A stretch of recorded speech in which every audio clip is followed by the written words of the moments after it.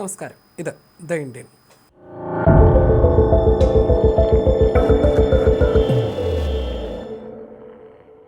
ഭാവിയിലെ സൈനിക നീക്കങ്ങളിൽ ഡ്രോണുകളുടെയും അതുപോലെ തന്നെ AI പോലെയുള്ള സാങ്കേതിക വിദ്യകളുടെയും സാന്നിധ്യം വലിയ രീതിയിൽ സ്വാധീനം ചെലുത്തുമെന്ന കാര്യം ഉറപ്പാണ്. അത് കൃത്യമായി തിരിച്ചറിഞ്ഞുകൊണ്ടുള്ള മുന്നൊരുക്കങ്ങൾ നടത്തുകയാണ് നമ്മുടെ സൈന്യം. ഭാവിയിലെ സൈനിക നീക്കങ്ങളിൽ ഡ്രോണുകളുടെ പങ്ക് വർദ്ധിപ്പിക്കുന്നതിനും മനുഷ്യരഹിത യുദ്ധമുറകളിൽ കരുത്താർജിക്കുന്നതിനുമായി പ്രത്യേക ഡ്രോൺ വിഭാഗം രൂപീകരിക്കാനാണ് ഇന്ത്യൻ കരസേന തയ്യാറെടുക്കുന്നത്. ബാസ് ബറ്റാലിയനുകൾ എന്ന പേരിലായിരിക്കും ഈ പ്രത്യേക ഡ്രോൺ യൂണിറ്റുകൾ അറിയപ്പെടുക. മനുഷ്യരഹിത യുദ്ധമുറകളിൽ വലിയ ശേഷി കൈവരിക്കുകയാണ് സൈന്യത്തിൻ്റെ ലക്ഷ്യം. കരസേന മേധാവി ജനറൽ ഉപേന്ദ്ര ദ്വിവേദിയാണ് ഈ നിർണായക വിവരം പുറത്തുവിട്ടത്. ദ്രുതഗതിയിൽ വളരുന്ന മനുഷ്യരഹിത വ്യോമ സംവിധാനങ്ങളെ കൃത്യമായി നിയന്ത്രിക്കാനും പരിപാലിക്കാനും വൈദഗ്ധ്യമുള്ള ഒരു പ്രത്യേക ഉദ്യോഗസ്ഥ സംഘത്തെ വാർത്തെടുക്കുകയാണ് ബാസ് ബറ്റാലിയനിലൂടെ ലക്ഷ്യമിടുന്നത്. സൈന്യത്തിലേക്ക് വലിയ തോതിൽ ഡ്രോണുകൾ തുടർച്ചയായി ഉൾപ്പെടുത്തേണ്ടതുണ്ടെന്നും ഈ ആവശ്യത്തിനൊപ്പം മുന്നേറാൻ ബാസ് ബറ്റാലിയനുകളുടെ രൂപീകരണം അത്യന്താപേക്ഷിതമാണെന്നും അദ്ദേഹം വ്യക്തമാക്കുന്നു. നിലവിൽ സൈന്യത്തിൻ്റെ വിവിധ വിഭാഗങ്ങളിൽ പ്രവർത്തിക്കുന്ന റിമോട്ട്ലി പൈലറ്റ് എയർക്രാഫ്റ്റ് ഫ്ലൈറ്റുകളെ അടിസ്ഥാനമാക്കിയാണ് പുതിയ ബറ്റാലിയനുകൾ രൂപീകരിക്കുന്നത്. ഇത് യുദ്ധമേഖലയിലുടനീളമുള്ള ഡ്രോൺ പ്രവർത്തനങ്ങൾക്ക് കൃത്യമായ ഒരു ഘടന നൽകുമെന്നാണ് പ്രതീക്ഷ. ഡ്രോൺ സംവിധാനങ്ങൾ പ്രവർത്തിപ്പിക്കുന്നതിലും കൈകാര്യം ചെയ്യുന്നതിലും മാത്രം പ്രത്യേക പരിശീലനം ലഭിച്ച ഉദ്യോഗസ്ഥരെയാകും ഈ പുതിയ യൂണിറ്റിൽ ഉൾപ്പെടുത്തുക.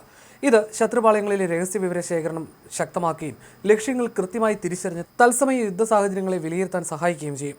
ഡ്രോൺ സംവിധാനങ്ങൾ പ്രവർത്തിപ്പിക്കുന്നതിലും കൈകാര്യം ചെയ്യുന്നതിലും മാത്രം ശ്രദ്ധ കേന്ദ്രീകരിച്ചിരുന്ന പരിശീലനം ലഭിച്ച ഉദ്യോഗസ്ഥരെ ഉൾപ്പെടുത്തിയായിരിക്കും ഈ പ്രത്യേക യൂണിറ്റുകൾ രൂപീകരിക്കുക.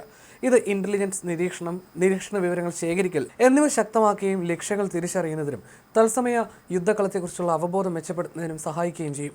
റഷ്യ-യുക്രൈൻ യുദ്ധം ഉൾപ്പെടെയുള്ള സമീപകാല സംഘർഷങ്ങളാണ് മനുഷ്യരഹിത സംവിധാനങ്ങളുടെ പ്രാധാന്യം എടുത്തുകാട്ടിയത്.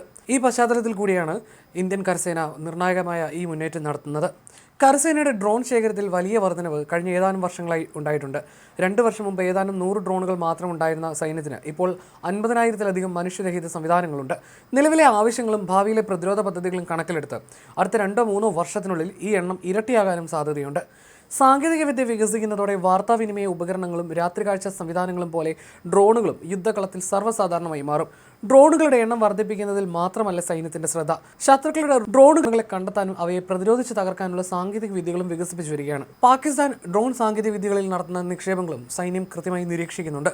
ശത്രുക്കളുടെ കൈവശമുള്ള ഡ്രോണുകളുടെ എണ്ണത്തിനൊപ്പം എത്തുക എന്നതിനേക്കാൾ ഡ്രോൺ മേഖലയിൽ പൂർണ്ണ ആധിപത്യം സ്ഥാപിക്കുക എന്നതിനു കൂടിയാണ് ഇന്ത്യ മുൻഗണന നൽകുന്നത്.